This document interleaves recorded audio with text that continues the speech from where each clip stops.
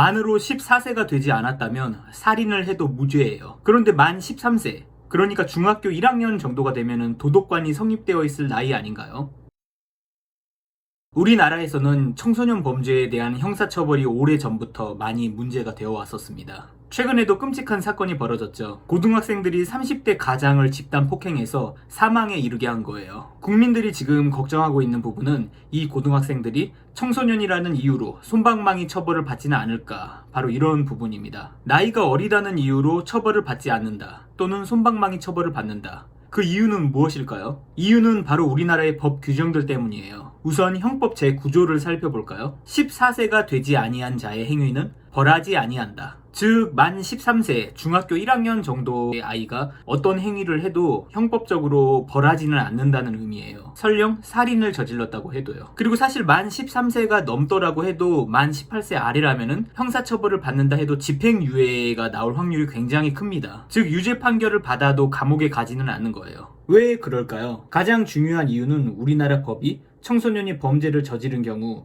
이에 대해서 처벌을 하기보다는 교화를 시켜야 한다, 이런 입장이기 때문이에요. 즉, 판단력이 낮은 어린 나이에 저지른 범죄는 악의가 있다기보다는 실수라고 볼 수도 있기 때문에 여기에 대해서 너무 엄격하게 처벌하기보다는 그 아이를 교화하고 교육해서 보다 나은 사람이 될 수 있도록 도와주자는 얘기죠. 그런데 이런 입장, 너무 세상을 장밋빛으로 보는 건 아닐까요? 이런 입장은 청소년 범죄자들이 성인 범죄자에 비해서 훨씬 더 교화될 확률이 높다라는 전제가 인정이 되어야 타당한 입장이라고 할 수 있을 거예요. 그런데 정말 그럴까요? 정말 청소년 범죄자들이 성인 범죄자보다 더 교화될 확률이 높을까요? 이 부분에 대해서 정확히 심도 있게 진행된 연구는 제가 찾지를 못했어요. 다만 오늘은 일본의 한 청소년 범죄자에 대한 이야기를 해볼까 해요. 물론 이 케이스 하나만으로 청소년 범죄자들 모두에 대해서 판단할 수는 없습니다. 하지만 청소년 범죄자도 성인 범죄자만큼 위험할 수 있다라고 우리가 인식하고 있을 필요가 있어요. 그래야 청소년 범죄자들을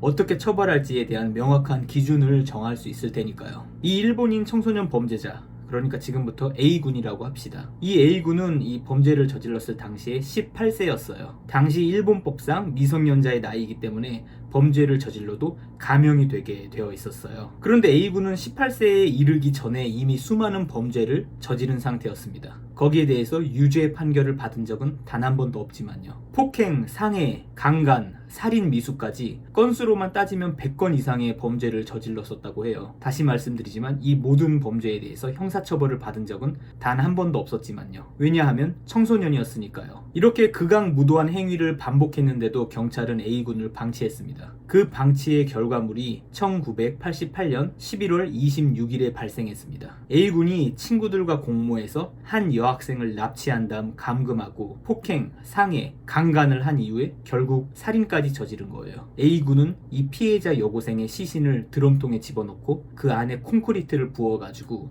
유기했습니다. A군은 이 사건으로 경찰에 체포됐고 그때가 되어서야 지금까지 그렇게 많은 범죄를 저질렀는데 징역형을 받았습니다. 20년형을 선고받았어요. 이 20년형도 굉장히 가벼운 형벌이었죠.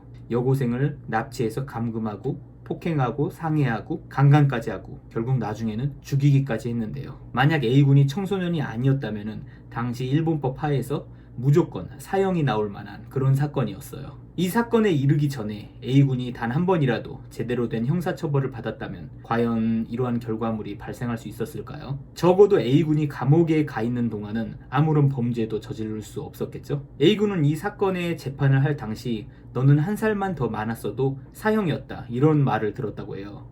그러자 A군은 이렇게 대답했다고 합니다. 이 나라에서 이런 짓을 하려면 미성년일 때 말고는 기회가 없다. 즉 A군은 자신은 적어도 사형은 받지 않을 거라는 사실을 알고서 이런 범행에 나아갔던 거죠. 만약 청소년이라도 사형을 내릴 수 있다, 법이 이렇게 되어 있었다면 A군이 과연 이런 범죄를 저질렀을까요? 물론 이 사건은 하나의 굉장히 극단적인 예입니다. 따라서 이 사건 하나로 청소년 범죄자들에 대해서 처벌을 어떻게 해야 한다, 이런 결론에 도달할 수는 없을 거예요. 실제로 법조계에서는 청소년들을 엄격하게 처벌할 경우 청소년들이 구치소 등에 수감되면서 성인 범죄자들에게 오히려 여러 가지 범죄의 방법들을 배우게 되고 전과자라는 낙인이 찍혀서 청소년들이 정상적인 생활을 하는 것을 포기하게 만들게 될 우려도 있으며 엄격한 형벌이 범죄 예방에 어떠한 효과가 있는지 아직 정확하게 밝혀진 바가 없다. 이런 이유 등등으로 청소년에 대한 처벌을 엄격화하는 것에 대해서 반대하는 견해가 굉장히 많아요. 문제는 아직 청소년의 처벌을 강화하자라는 견해도, 강화해서는 안 된다는 견해도 뭔가 구체적인 어떤 연구의 결과에 따라서 그 주장을 하고 있지는 못하다는 거죠. 따라서 청소년 범죄와 형벌의 강도의 정도, 이 관계를 조금 심도 있게 연구할 필요가 있어요. 조금 연구비가 들더라도 정부에서 이러한 연구에 투자를 해야 할 필요성이 있다고 생각합니다. 그리고 그 연구를 바탕으로 소위 말하는 소년법, 이 소년법을 개정할 필요가 있는지 여기에 대한 판단을 해야 할 거예요. 이런 연구의 결과로 한 명의 생명이라도 살릴 수 있다면 그런 연구는 굉장히 값진 것이잖아요. 전 개인적으로는 범죄를 저지른 청소년에 대해서 조금은 처벌을 강화했으면 좋겠다라는 생각을 가지고 있어요. 우리 어렸을 때를 한번 되돌려 볼까요? 초등학생 고학년쯤이 되면은 사실 알 것은 다 아는 나이가 되잖아요. 무엇이 나쁜 일이고 무엇이 좋은 일인지, 무엇이 다른 사람들에게 피해를 주는 일인지, 어떤 행동들이 범죄가 되는지. 돌이켜서 생각해보면 초등학교 고학년 정도의 나이대에는 이러한 개념들이 있었던 것 같아요. 그렇다면 이 정도 나이대의 아이들이 범죄를 저지른다면 거기에 대해서 책임을 져야 할 필요도 있지 않을까요? 물론 처벌만이 능사가 아니고 처벌하는 과정 중에서 그 아이들을 교화시킬 수 있는 체계적인 교육 프로그램도 마련이 되어야겠죠. 오늘은 청소년 범죄와 그에 대한 처벌에 대하여 간단히 이야기를 해봤습니다. 앞으로도 개선된 방향의 논의가 될 수 있도록 소위 말하는 소년법에 대해서 많은 국민들이 더 많이 관심을 가져주셨으면 좋겠어요. 오늘은 그럼 이쯤에서 마치겠습니다. 감사합니다.